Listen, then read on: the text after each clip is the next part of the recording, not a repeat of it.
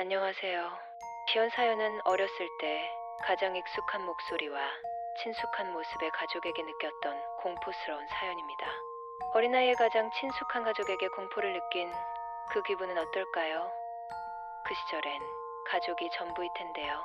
시청자분은 어릴 적 다른 기억은 안 나도 이때 기억만큼은 아직도 어제 일처럼 생생하다고 하시네요. 큰 트라우마가 아니었을까 싶습니다. 바로 이야기 들어보시죠.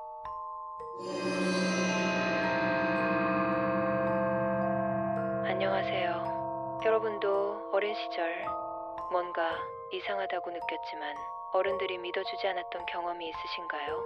저는 지금도 그날 밤을 생각하면 등골이 오싹해집니다. 초등학교 2학년이었던 제가 겪은 일인데 지금까지도 명확한 설명을 찾지 못한 이야기를 들려드리려고 해요. 제 이름은 민준이고요. 당시 부산에 있는 한 아파트 16층에서 살고 있었습니다. 그날은 평범한 화요일이었어요. 학교를 마치고 학원에서 수학 숙제를 끝낸 후 집으로 향했죠. 당시 저희 어머니는 직장 때문에 항상 늦게 들어오셨고 4살 어린 동생 지우는 어린이집에서 어머니와 함께 집에 오는 게 일상이었습니다. 그래서 평일 오후에 집에 혼자 있는 건 자연스러운 일이었어요. 그때 도착해서 현관문을 열어보니 역시나 아무도 없었습니다. 조용한 집 안에서 가방을 던져두고 곧바로 밖으로 나갔어요. 16층 아파트에 사는 아이가 집에서 혼자 시간을 보내기엔 너무 답답했거든요. 아파트 놀이터에 나가니 2층에 사는 성훈이 형과 동네 친구들이 축구를 하고 있었어요. 성훈이 형은 저보다 3살 많은 중학교 1학년이었는데 동네에서 형님 역할을 톡톡히 하는 든든한 존재였죠. 민준아, 이리 와서 같이 하자. 친구들과 공을 차며 신나게 놀고 있었는데 해가 서서히 기울기 시작할 무렵이었어요. 대략 오후 6시쯤이었을까요? 성훈이 형이 갑자기 제 어깨를 두드리더니 말했어요. 민준아, 너희 집에서 엄마가 부르네. 저는 고개를 들어 우리 집이 있는 16층을 올려다봤어요. 그런데 정말로 베란다에서 누군가가 저를 부르고 있었습니다. 어머니의 목소리였어요. 민준아, 빨리 올라와. 그리고 옆에는 동생 지우도 있었어요. 작은 손으로 저에게 손짓하며 소리치고 있었죠. 형, 빨리 올라와. 당시 저는 시력이 좋지 않았어요. 안경을 써야 했지만 놀다가 자주 벗어두곤 했거든요. 16층이라는 높이 때문에 얼굴을 정확히 구분하기는 어려웠지만 어머니와 동생의 목소리는 분명했습니다.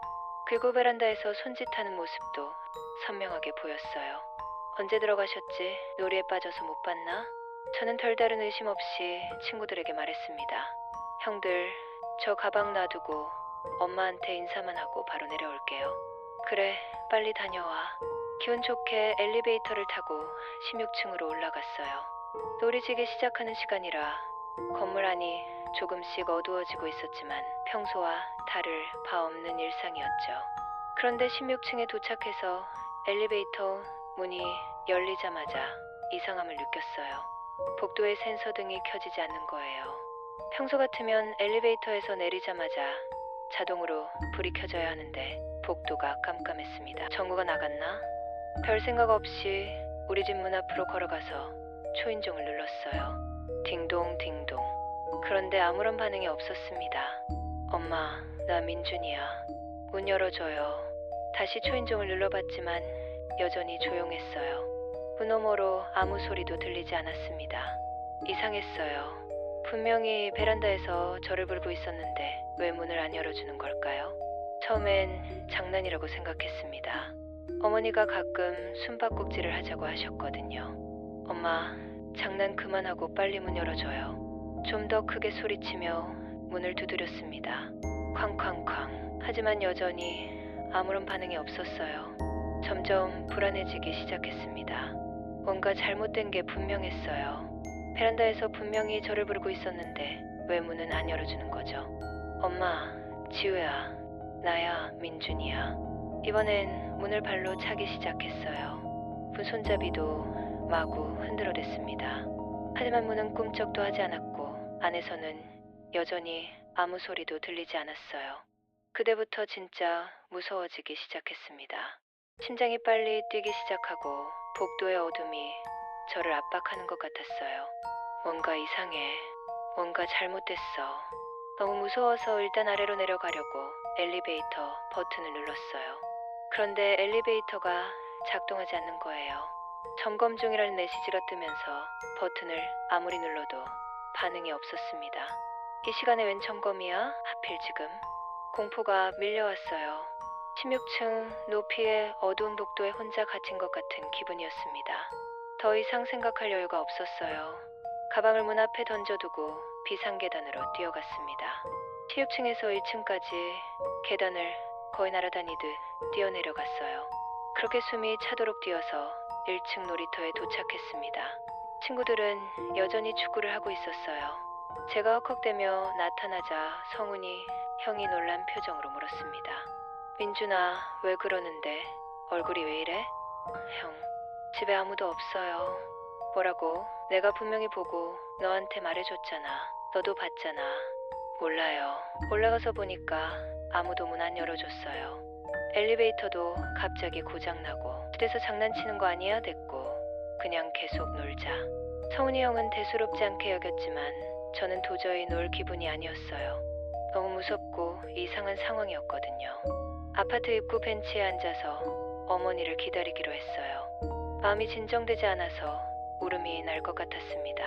그런데 얼마나 기다렸을까요? 아파트 입구 쪽에서 익숙한 목소리가 들려왔어요. 민준아, 여기 있었구나. 고개를 들어보니 정말로 어머니와 동생 지우가 걸어오고 있었습니다. 어머니는 지우의 손을 잡고 계셨고 지우는 어린이집 가방을 메고 있었어요. 그 순간 성훈이 형과 저는 동시에 얼어붙었습니다. 저는 미친 듯이 어머니에게 뛰어갔어요. 엄마랑 지우 아까 집에 있었던 거 아니에요? 아니야, 엄마랑 지우 지금 막 왔는데. 지우 어린이집에서 데리고 오는 길이었어. 그럼 아까 베란다에서 엄마랑 지우가 나 부르면서 손짓했던 건 잘못 봤겠지. 집 와서 밥 먹자. 어머니는 태연하게 말씀하셨지만 저와 성훈이 형은 입을 다물 수 없었어요. 분명히 둘 다 똑같이 봤거든요. 베란다에서 저를 부르는 어머니와 지우의 모습을. 성훈이 형과 인사를 나눈 후 어머니, 지우와 함께 엘리베이터 앞에 섰어요. 그런데 이게 웬일인가요? 엘리베이터가 완벽하게 작동했습니다. 아까 점검 중이라고 뜨던 게 거짓말처럼 말이에요. 16층에 도착해서 엘리베이터 문이 열리자 복도, 센서 등이 자동으로 켜졌습니다. 아까는 왜 안 켜졌던 걸까요? 이때 온몸에 소름이 쫙 돋았어요. 종아리부터 목까지 마치 찬물을 끼얹은 것처럼 오싹한 기분이 들었습니다. 집에 들어가서 더욱 충격적인 사실을 발견했어요. 베란다 창문이 열려 있었습니다. 바로 제가 어머니와 지우를 본 그곳 말이에요. 방충망은 닫혀 있었지만 창문만 활짝 열려 있었어요. 그런데 이상한 점이 또 있었습니다. 그날 처음으로 어머니가 저를 본명으로 불렀던 거예요. 평소에는 항상 제 별명으로 불렀는데 베란다에서는 분명히 민준아라고 불렀었어요. 그리고 동생 지우의 키를 생각해보니 더욱 이상했어요.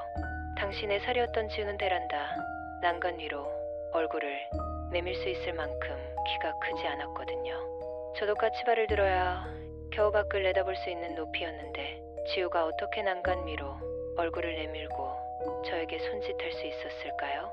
그날 밤 저는 가족들에게 이 일을 말하지 못했어요. 말해봤자 믿어주지 않을 것 같았거든요. 아니, 정확히는 말하기가 무서웠어요. 혹시 정말로 뭔가 이상한 일이 일어난 거라면 동생과 함께 쓰던 2층 침대에서 잠을 청하려 했지만 도저히 잠이 오지 않았어요. 지우야, 오늘 같이 자자. 제발. 평소 같으면 형이 왜 여기 와? 라고 했을 텐데 그날은 제가 너무 무서워하는 모습을 봐서인지 순순히 허락해줬어요. 신기한 건 그날 이후로 초등학교 2학년 때의 다른 기억들이 전혀 나지 않는다는 거예요. 그 무서웠던 하루만 생생하게 기억날 뿐 그 전의 일들은 모두 사라진 것처럼 기억나지 않습니다. 1년 정도 후에 저희 가족은 같은 아파트 내 다른 호수로 이사를 갔어요. 그리고 나중에 들은 이야기로는 저희가 살던 1601호를 산 새 입주자가 얼마 지나지 않아 다시 이사를 나갔다고 하더라고요. 집안에 무슨 문제가 생겼다나. 그리고 아이들 사이에서는 무서운 소문이 돌고 있었어요. 저희 아파트와 붙어 있는 초등학교가 옛날 무덤 자리에 지어졌다는 이야기 말이에요. 실제로 아파트에서 조금 더 위쪽 산으로 올라가다 보면 정리되지 않은 오래된 무덤들을 종종 볼 수 있었거든요. 고양이들도 자주 죽어 있는 걸 봤어요. 그냥 길가에 누워 있거나 아파트 화단에서 발견되곤 했죠. 당시엔 단순히 교통사고라니 생각했지만 지금 생각해보니 조금 이상하긴 해요. 저는 이제 성인이 되어서도 그날의 기억을 잊을 수 없어요. 분명히 성훈이 형도 봤고 저도 봤고 목소리도 들었는데 도대체 그게 뭐였을까요? 혹시 제가 열쇠를 가지고 있어서 집에 들어갔다면 어떻게 됐을까요? 그 생각을 하면 지금도 등골이 서늘해집니다. 어린아이의 눈에는 어른들이 보지 못하는 것들이 보인다고 하잖아요. 그의 상상력 때문인지 아니면 정말로 뭔가 다른 감각이 있는 건지는 모르겠지만요. 가끔 생각해보면 그날 베란다에서 저를 부르던 그것들은 어떤 의도였을까 싶어요. 단순히 장난이었을까요? 아니면 정말로 저를 어딘가로 데려가려고 했던 걸까요? 이런 이야기를 다른 사람들에게 말하면 대부분 웃고 넘어가거나 꿈이었겠지라고 하더라고요. 하지만 저는 그날 일이 꿈이 아니었다는 걸 확실히 알고 있어요. 너무나 생생하고 명확했거든요. 성훈이 형과도 나중에 몇 번 이야기를 나눠봤는데 형도 그날 일을 기억하고 있더라고요. 정말 이상했다면서 지금도 가끔 그 이야기를 해요. 여러분은 이런 경험 있으신가요? 어린 시절에 뭔가 설명할 수 없는 일을 겪은 적이 있으신지요? 어른이 되어서 생각해보니 그날 제가 경험한 일은 여러 가지로 해석될 수 있을 것 같아요. 첫 번째는 정말로 초자연적인 현상이었을 가능성이에요. 우리가 알지 못하는 어떤 존재가 저를 부른 거죠. 두 번째는 집단 착시 현상일 수도 있어요. 성훈이 형과 제가 동시에 같은 착각을 했을 가능성 말이에요. 하지만 이건 확률적으로 매우 낮아 보여요. 세 번째는 누군가의 악의적인 장난이었을 가능성도 있고요. 하지만 16층 베란다에서 장난을 칠 수 있는 사람이 과연 있었을까요? 어떤 해석이 맞는지는 모르겠지만 한 가지 확실한 건 그날의 경험이 제 인생에 큰 영향을 미쳤다는 거예요. 그 이후로 저는 평범해 보이는 일상 속에서도 항상 조심스럽게 주변을 살피게 됐거든요. 세상에는 우리가 이해할 수 없는 일들이 분명히 존재한다고 생각해요. 그것이 초자연적인 현상인지 아니면 아직 과학으로 규명되지 않은 자연 현상인지는 모르겠지만요. 그날 이후로 저는 어떤 일을 겪어도 불가능한 일은 없다는 생각을 하게 됐어요. 세상은 우리가 생각하는 것보다 훨씬 신비롭고 복잡한 곳일지도 모르거든요. 여러분은 어떻게 생각하시나요? 제 이야기가 단순한 착각이었을까요? 아니면 정말로 뭔가 이상한 일이 일어났던 걸까요? 댓글로 여러분의 생각을 들려주세요. 혹시 비슷한 경험을 하신 분이 계시다면 더욱 좋고요.